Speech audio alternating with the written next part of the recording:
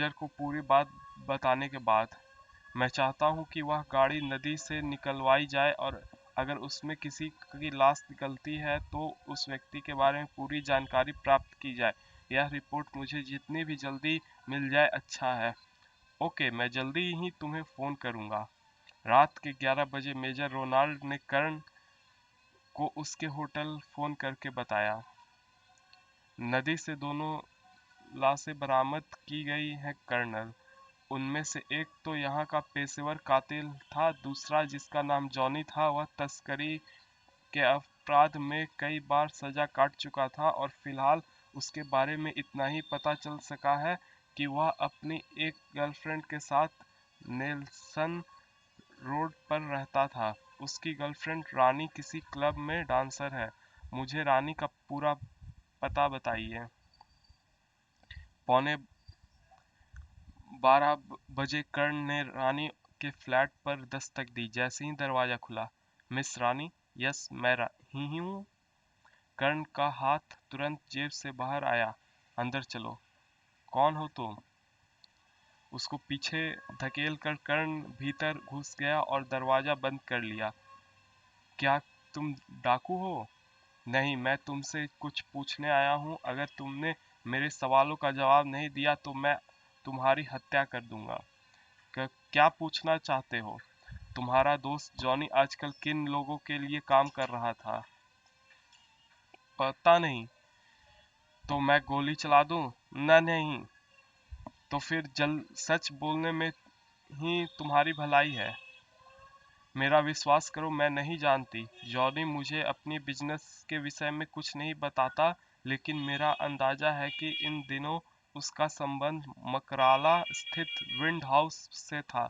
कई बार उसके लिए फोन आते थे जिन्हें मैं सुनती थी। सुनने पर यही कहा जाता था कि जॉनी को विंड फोन करने को कहूँ। मकराला, यह तो शहर के बाहर समुद्र तट के निकट एक जगह का नाम है। हाँ, वही विंड हाउस की कोई इमारत है। ठीक है, मैं उस जगह का पता लगा लूंगा। अब तुम आराम करो, कहकर कर्ण ने रिवॉल्वर जेब में रखा और दोनों हाथ से लड़की का गर्दन पकड़ ली। आई। कर्ण ने उसकी गर्दन की कुछ विशेष रंग दबाई। तुरंत ही लड़की बेहोश होकर उसके हाथों में झूल गई। उसे उठाकर बिस्तर पर लिटाने के बाद कर्ण ने वहीं से मेजर रोनाल्ड को फ़ोन किया। मेजर, रानी अपनी फ्लैट में बेहोश पड़ी है। मैं चाहता हूं कि उसे कुछ दिन के लिए गायब कर दिया जाए। और मकराला दूसरा काम यह है कि मैं मकराला स्थित किसी विंड हाउस नामक जगह की पूरी जानकारी चाहता हूं। अगली सुबह मेजर रोनाल्ड ने गाड़ी भेजकर कर्ण को अपना ऑफिस में बुलवा लिया। आपके दोनों काम हो गए हैं कर्नल कर्ण। लड़की को गायब करा दिया गया है और वह विंड हाउस के विषय में पूरी जानकारी प्राप्त कर ली गई है। गुड, आपके काम करने का ढंग प्रशंसनीय है। विंड हाउस के विषय में क्या पता चला? वह यहाँ के किसी पुराने नवाब का महल था जो समुद्र के किनारे एक चट्टान पर बना हुआ था। आजकल उस महल का मालिक अजूना का एक शरीफ बदमाश सिम्पसन है। सुना गया है कि आजकल वह रिटायर्ड जीवन बिता रहा है, किसी से मिलता जुलता भी नहीं। यह वह भूतपूर्व बदमाश है, एक्स क्रिमिनल। खैर, इस टॉपिक पर बाद में बात करेंगे। पहले आप मुझे यह बताइए कि जिस रिसर्च सेंटर के राज चोरी किए जा रहे हैं उसके किसी वैज्ञानिक या कर्मचारी पर आपको संदेह है? संदेह तो हमें किसी पर नहीं है, लेकिन इन दिनों हम एक वैज्ञानिक को और चेक कर रहे हैं और इसकी एक खास वजह है। मुझे भी बताइए। उस वैज्ञानिक का नाम किमचू है। उसको बाप तो अनजाना का ही था, लेकिन उसका बाप तो अनजाना ही का था, लेकिन माँ चीनी थी। बस यही बात उसके विरुद्ध जाती है, क्योंकि इन दिनों चीन हमारा सबसे बड़ा शत्रु है। किमचू वैसे तो शरीफ आदमी है। वह रिसर्च सेंटर में अपने क्वार्टर में ही रहता है, लेकिन सप्ताह में एक बार शहर जरूर जाता है, जहां वह अपने कुछ समय एक बौद्ध मंदिर में गुजारता है। उसके साथ काम करने वाला का कहना है कि वह धार्मिक विचारों का व्यक्ति है। उसके अतिरिक्त आपको और किसी पर शक नहीं है? बिल्कुल नहीं। हम प्रोजेक्ट पर काम करने वाले हर व्यक्ति की कई बार चेकिंग कर चुके हैं, इसलिए बावजूद भी वहां से लगातार राज चोरी हो रहे हैं। कर्ण कुछ देर खामोश रह बैठ सोचता रहा, फिर आगे झुकते हुए बोला, मेजर, मैं विंड हाउस के भीतर जाना चाहता हूँ। क्या आप मेरे लिए एक कार और बड़े से ब्रीफकेस में जाली डॉलरों का प्रबंध कर सकते हैं? जाली डॉलर? तुम उसका क्या करोगे? मैं वहां जाली डॉलर लेकर विंड हाउस में प्रवेश करने की कोशिश करूंगा। विंड हाउस चूंकि समुद्र के किनारे है, इसलिए वहां विदेशी जासूसों का अड्डा हो सकता है। अगर मेरा संदेह ठीक है तो उन लोगों से मैं एक अपराधी के रूप में जाकर मिलूंगा और वहां की असलियत का पता लगाने की कोशिश करूंगा। ठीक है कर्नल, तुम कार और जाली डॉलर मिल जाएगा। उसी रात कर्ण कार में मकराला की ओर जा रहा था। अब वहां एक नए मेकअप में था। मकराला अजूना सिटी से 90 किलोमीटर दूर था। कर्ण को यात्रा करते 1 घंटा हो चुका था। 1.5 घंटे बाद वह विंड हाउस के निकट पहुंचा गया। रात का समय था, इसलिए गाड़ी के इंजन की आवाज दूर तक सुनी जा सकती थी। कर्ण जिस सड़क पर चल रहा था वह विंड हाउस बिल्कुल निकट से गुजरती थी। महल से 50 गज दूर रहने के बाद उसने गाड़ी की गति कम कर दी। अब ड्रामा शुरू कर देना चाहिए। और अगले पल उसने गाड़ी की रुख सड़क के किनारे पड़े एक बड़े पत्थर की ओर घुमाया और खुद दरवाजा खोलकर बाहर छलांग लगा दी। छलांग लगाते समय उसके अनुमान में कुछ गलती हुई थी, जिसकी वजह से उसका सर सड़क से टकरा गया था। साथ ही गाड़ी भी तेज धमाके के साथ पत्थर से जा टकराई। होश आने पर उसने स्वयं को एक सुसज्जित कमरे में आरामदायक बिस्तर पर पाया। कुछ ज्यादा ही चोट लग गई थी, लेकिन कर्ण यह धमाका सुनने के लिए होश में नहीं रहा था। वह सचमुच बेहोश हो गया था। तभी, हेलो मिस्टर निरंजन, आखिर तुम्हें होश आ ही गया। निरंजन, ओह याद आया, मैं अपनी जेब में इसी नाम का जाली पासपोर्ट रखकर लाया था। इसका मतलब है मेरी तलाशी ली जा चुकी है। आप कौन है? मैं तो समझ रहा था कि मेरी मृत्यु हो चुकी है और इस वक्त मैं स्वर्ग में हूँ, क्योंकि मेरी कार का एक्सीडेंट हो गया था। तुम मरे नहीं हो मिस्टर निरंजन। इस वक्त तुम मेरे महल में हो। महल? ओह हाँ, याद आया। मेरी गाड़ी एक महल के निकट की ही दुर्घटनाग्रस्त हुई थी। लेकिन आप मेरा नाम कैसे जानते हैं मिस्टर? मेरा नाम सिम्पसन है और तुम्हारा नाम मुझे तुम्हारी जेब में रखा पासपोर्ट से पता चला है। वैसे मैंने तुम्हारी गाड़ी में एक दिलचस्प चीज भी देखी। सिम्पसन ने विचित्र सी मुस्कान बिखेरते हुए कहा था। कर्ण ने भारतीय होकर चौंकने का अभिनय किया। ओह, मेरा ब्रीफकेस, उसमें जाली डॉलर भरे हुए हैं। क्या तुम यहीं धंधा करते हो?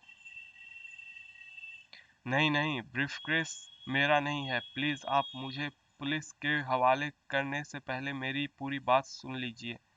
रिलैक्स यंग मैन, मैंने कब कहा कि मैं तुम्हें पुलिस के हवाले कर रहा हूँ। फिलहाल तो तुम आराम करो, अब हम सुबह ही विस्तार से बात करेंगे। फिर सिमसम उठा और कमरे से बाहर निकल गया। मैं ठीक जगह पर पहुंच गया हूँ। अब यह देखना है कि सिम्पसन मुझसे किस तरह पेश आता है। मेरा मकसद तो सिर्फ यह जानना है कि इस महल से जॉनी का क्या संबंध था। यह सोचते हुए वह उठा और दरवाजे की ओर बढ़ा, लेकिन उसे निराशा ही हुई। ओह, वह दरवाजा बाहर से बंद कर गया है, यानी एक तरह से मैं उसकी कैद में हूँ।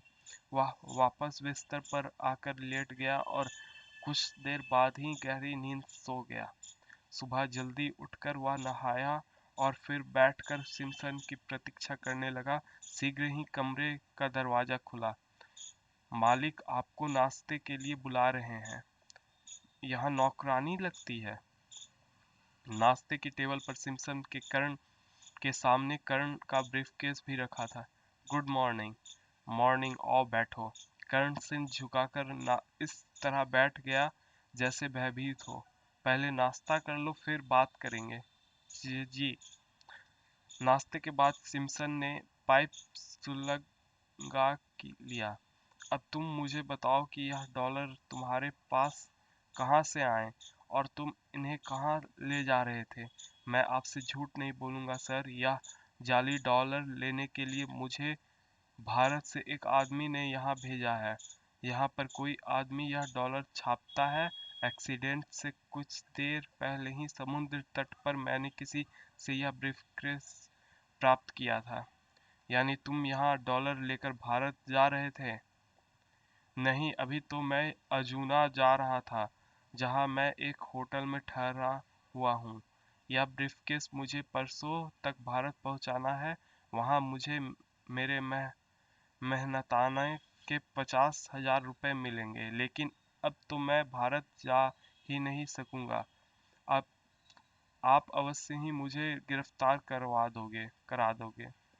तुम बहुत छोटे अपराधी हो, इसलिए इतना डर रहे हो। मूर्ख आदमी, मुझे अगर तुम्हें गिरफ्तार ही कराना होता तो मैं कल रात ही पुलिस को बुला सकता था। यानी आप मुझे छोड़ देंगे? छोड़ भी सकता हूँ, लेकिन अभी मैंने कुछ फैसला नहीं किया है। 2-4 रोज तुम मेरे मेहमान बनकर रहो। इतने में तुम्हारे विषय में मैं कोई फैसला कर लूँगा। मगर सर, मुझे ज़्यादा बात करने वाले लोग पसंद नहीं आते। अगर गिरफ्तारी से बचना चाहते हो तो मेरी बात माननी होगी। जी। कर्ण ने भारतीय होने का अभिनय किया था। सिम्पसन खुद ही उसे कमरे तक छोड़ गया था और वापस जाते हुए बाहर से दरवाज़ा बंद करना नहीं भूला था। आखिर वह चाहता क्या है? अगर वह उसका संबंध विदेशी जासूसों से है तो शायद वह मुझे पुलिस का जासूस समझ रहा है और मुझे यहाँ मेरे विषय में जानकारी प्राप्त करना चाहता है, लेकिन मेरे विषय में कोई भी जानकारी उसे जासूस से तो मिल नहीं सकती।